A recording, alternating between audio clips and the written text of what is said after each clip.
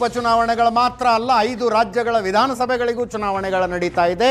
ಅವುಗಳ ಪೈಕಿ ತಮಿಳುನಾಡು ಕೂಡ ಒಂದು. ತಮಿಳುನಾಡಿನಲ್ಲಿ INDIA ಮೈತ್ರಿಕೂಟದ ಸೀಟು ಹಂಚಿಕೆ ಫೈನಲ್ ಆಗಿದೆ. ನಾಮಪತ್ರ ಸಲ್ಲಿಕೆಗೆ ಇನ್ನೇನು 3-4 ದಿನ ಇರುವಾಗ ಸೀಟ್ ಶೇರಿಂಗ್ ಫಾರ್ಮುಲಾ ಫೈನಲ್ ಆಗಿದೆ. 234 ಕ್ಷೇತ್ರಗಳ ತಮಿಳುನಾಡಿನಲ್ಲಿ 118ಕ್ಕೆ ಬಹುಮತ, 118 ಹಾಫ್ ವೇ ಮಾರ್ಕ್.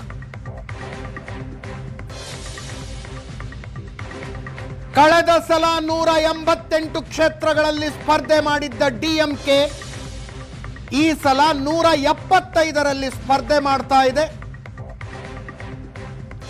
ಕಳೆದ ಸಲಕ್ಕೆ ಹೋಲಿಸಿದರೆ 13 ಕ್ಷೇತ್ರಗಳು ಕಡಿಮೆ.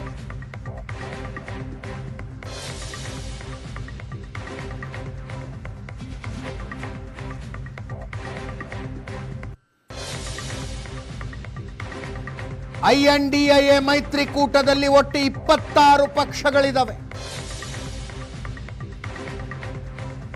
ಅವೆಲ್ಲವುಗಳಿಗೂ ಸೇರಿ 66 ಕ್ಷೇತ್ರಗಳು. DMKಗೆ 175 ಕ್ಷೇತ್ರಗಳು. ಕಾಂಗ್ರೆಸ್ ಕಳೆದ ಸಲ 25ರಲ್ಲಿ ಸ್ಪರ್ಧೆ ಮಾಡಿತ್ತು, ಈ ಸಲ 28ರಲ್ಲಿ ಸ್ಪರ್ಧೆ ಮಾಡ್ತಾ ಇದೆ.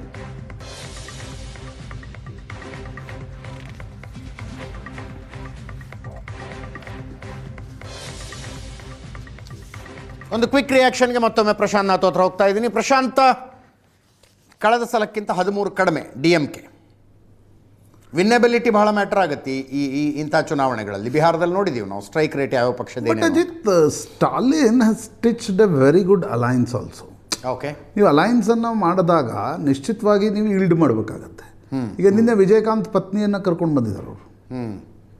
DMDKಯನ್ನು ಕರ್ಕೊಂಡು ತಂತಕ್ಕೆ ಕರ್ಕೊಂಡು ಬಂದು 10 ಸೀಟನ್ನು ಕೊಟ್ಟಿದ್ದಾರೆ ಅವರು. ಎಸ್, ಕಳೆದ ಸಲ ಇರಲಿಲ್ಲ ಅವರು. ಕಳೆದ ಸಲ ಇರಲಿಲ್ಲ. ವಿಜಯಕಾಂತ್ DMK ವಿರುದ್ಧ ಸ್ಪರ್ಧೆ ಮಾಡ್ತಾರೆ. ಹೌದು. ಯಾಕಂತಂದರೆ ಒಂದು ಕಡೆ ದಳಪತಿ ವಿಜಯ್ ಸ್ಪರ್ಧೆ ಮಾಡ್ತಾ ಇರೋದ್ರಿಂದ ಉಳಿದ ಮತಗಳನ್ನು ತನ್ನ ಹತ್ರ ಗುಡ್ಡೆ ಹಾಕ್ತಕ್ಕಂಥ ಪ್ರಯತ್ನವನ್ನು ಅವ್ರು ಮಾಡ್ತಿದ್ದಾರೆ.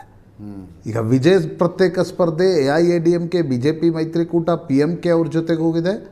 ಉಳಿದ CPM, ಕಾಂಗ್ರೆಸ್ ಮತ್ತು ಸಣ್ಣ ಸಣ್ಣ ಪಕ್ಷಗಳೇನಿವೆ ಸುಮಾರು 24 ಪಕ್ಷಗಳನ್ನು ಒಟ್ಟು ಹಾಕಿದ್ದಾರೆ ಅವರು. ಕೆಲವರಿಗೆ ಸೀಟ್ ಕೊಟ್ಟಿಲ್ಲ, ಕರೆಕ್ಟ್. ಬಟ್ ಅವ್ರ ಬೆಂಬಲವನ್ನು ತೆಗೆದುಕೊಂಡಿದ್ದಾರೆ. ಅವರು ಯಾರು? ಅವರೆಲ್ಲ ಸಣ್ಣ ಜಾತೀಯ ಪಕ್ಷಗಳಿಗೆ. PMK ಅನ್ಬುಮನಿ ರಾಮದಾಸ್ ಅವರ ಪಕ್ಷ ಇದೆ. ಎಲ್ಲವೂ ಸಣ್ಣ ಸಮುದಾಯ. ದಕ್ಷಿಣ ಮದ್ರಾಸ್ನಲ್ಲಿ, ದಕ್ಷಿಣ ತಮಿಳುನಾಡಿನಲ್ಲಿ ಕೆಲವಿದೆ. ಕಾವೇರಿ ಡೆಲ್ಟಾ ರೀಜನ್ನಲ್ಲಿ ಕೆಲವು ಸಣ್ಣ ಪಕ್ಷಗಳಿವೆ. ಅವುಗಳನ್ನು ಒಟ್ಟಿಗೆ ತಂದು ಒಂದು ಅಲೈನ್ಸನ್ನು ಸ್ಟಿಚ್ ಮಾಡ್ತಕ್ಕಂಥ ಪ್ರಯತ್ನವನ್ನು ಸ್ಟಾಲಿನ್ ಮಾಡ್ತಿದ್ದಾರೆ.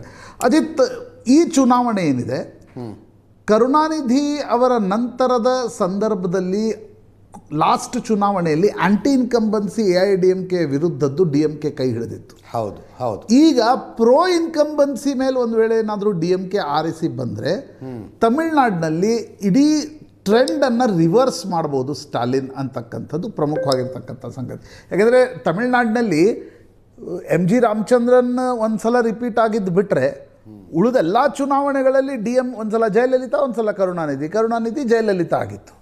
ಈ ಬಾರಿ ಸ್ಟಾಲಿನ್ ಆ ಟ್ರೆಂಡನ್ನು ರಿವರ್ಸ್ ಮಾಡ್ತಾರೆ. ರಿವರ್ಸ್ ಮಾಡಲಿಕ್ಕೆ ತುಂಬ ಹೆಣಗಾಡ್ತಿದ್ದಾರೆ. ಜೊತೆಗೆ BJP ಮತ್ತು AIADMK ಅಲೈನ್ಸ್ ಆಗಿರೋದ್ರಿಂದ ಮತ್ತು ವಿಜಯ್ ಕಣದಲ್ಲಿರೋದ್ರಿಂದ ಸ್ಟಾಲಿನ್ಗೊಂದು ಟಫ್ ಫೈಟ್ ಕೂಡ ದೊರಕ್ತಾ ಇದೆ. ಆ ಕಾರಣದಿಂದ ಈ ಅಲೈನ್ಸ್ನ ಪ್ರಯತ್ನ ಅದಕ್ಕಾಗಿ ತಮ್ಮ ಸೀಟ್ಗಳನ್ನು ಸ್ವಲ್ಪ ಮಟ್ಟಿಗೆ ಕಡಿಮೆ ಮಾಡಿಕೊಂಡಿದ್ದಾರೆ. Thank you so much Prashant. ಇದರೊಂದಿಗೆ ಇವತ್ತಿನ ಪಾರ್ಟಿ ರೌಂಡ್ಸ್ ಮುಗಿಸ್ತಾ ಇದ್ದೀವಿ. ನೇರ ದಿಟ್ಟ ನಿರಂತರ ಸುದ್ದಿಗಾಗಿ ನೋಡ್ತಾ ಇರಿ ಏಷ್ಯಾನೆಟ್ ಸುವರ್ಣ ನ್ಯೂಸ್.